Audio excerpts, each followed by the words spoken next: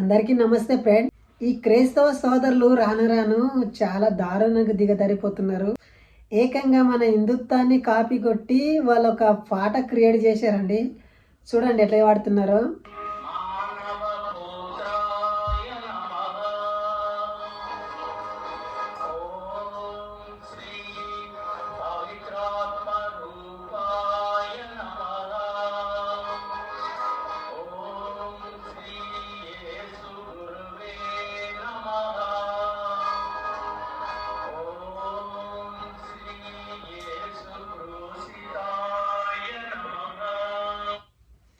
ఇప్పుడు వీళ్ళని ఏమనాలండి? మన దేవతలని విగ్రహాలు అంటుంటూ మనం పూజ చేసేటివంతా వీళ్ళు వ్యర్థులు, విగ్రహారెగుదుకులు అని అంటారు. మరి ఇక్కడ ఏం చేస్తుంది అంటే ఇవి ఇష్టం వచ్చినట్లు మీరు చేసుకుంటున్నా పోతారు. ఇక క్రైస్తవులు ఎవరికి ఇష్టం వచ్చినట్టు వాళ్ళు చేసుకుంటున్నా పోతారు. వాళ్ళు ఎప్పుడు వాళ్ళ మధ్యలో ఏముంటే అది మాట్లాడేస్తారు. అది అట్టట్లయితుంది. మీరు ఎందుకు అట్లా మాట్లాడుతున్నారంటే వాళ్ళకి టైట్ అయిపోతుంది.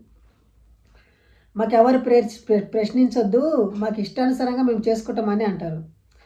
మీరు ఏదైనా చేసుకునండి, కానీ మా హిందూ దేవతల జోలికి వచ్చి మమ్మల్ని తప్పు అనే రైట్స్ మీకు లేకుంటాయి. వీళ్ళని ఎక్కడ పడితే అక్కడ హిందూ సోదరులు మీరు అరికట్టలే. భారతదేశాన్ని మన ఒక స్వతంత్రం వచ్చిందంటే మన ప్రతి ఒక్కరు స్వతంత్రంగా బ్రతకాలే. కానీ ఒక్క మతంలో నుండికి ఇంకొక మతంలోనికి కన్వర్ట్ కాకూడదు.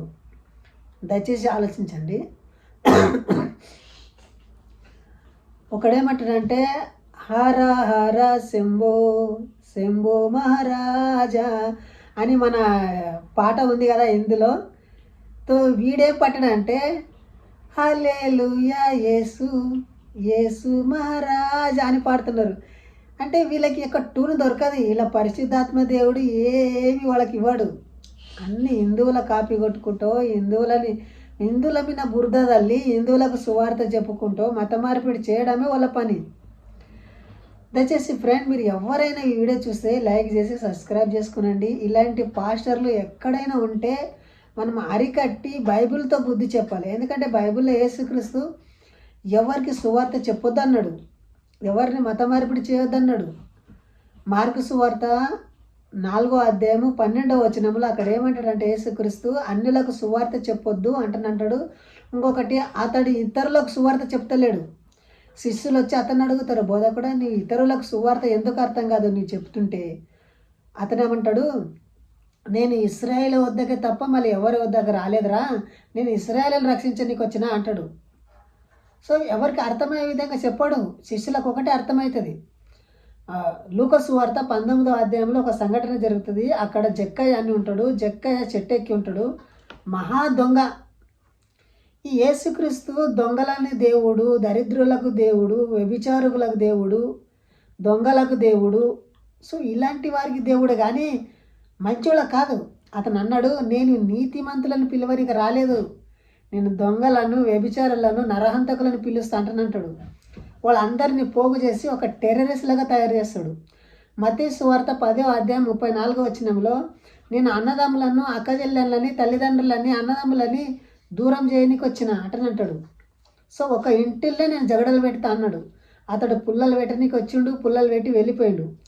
సో వీళ్ళు ఏం చేస్తారంటే మనం ఎవరికి వ్యతిరేకంగా కాదు, మన మతాన్ని మన సంప్రదాయాన్ని మనం కాపాడుకోవాల్సిన బాధ్యత ప్రతి ఒక్క హిందూ మీద ఉంటుంది. కొంతమంది సెక్యులరిజం అని అన్ని మతాలు సమానమే అంటారు. అట్లా కాదండి. ఇప్పుడు వీళ్ళు ఎవరు ముస్లింలు వాళ్ళకు సెక్యులరిజం ఉంటలేరు, సపరేట్గా ఉంటారు వాళ్ళు. క్రైస్తవులు కూడా సపరేట్గా ఉంటారు. మిగిలిన మన ఒక హిందూ గుంపే సెక్యులరిజం అని అందరు సమానత్వం అని చూస్తారు. కానీ ఎదుటి వ్యక్తి మనల్ని సమానత్వ భావం చూడడు కదా. అసొంటి వ్యక్తి గురించి మనం ఒక నాలెడ్జ్ కలిగి వాళ్ళకు బుద్ధి చెప్పాలి. అరే బాబు మా వద్దకు రావద్దు, మాకు సువార్త చెప్పొద్దు, నీకు కావాలంటే నీ చర్చిలో బోధించుకో, నీ యేసయ్యని ప్రార్థన చేసుకో, మా దేవతల జోలికి వస్తే మీ సంగతి వేరే ఉంటుందని చెప్పాలండి. సో వీడియో ఇంతటితో ముగిస్తున్నానండి. మీ సమయం వృధా కారదని నేను ఆశిస్తూ ఈ వీడియో ముగిస్తున్నా. సో వీడియో కానీ మీకు నచ్చితే లైక్ చేసి సబ్స్క్రైబ్ చేయండి. జై హింద్, వందే మాతరం.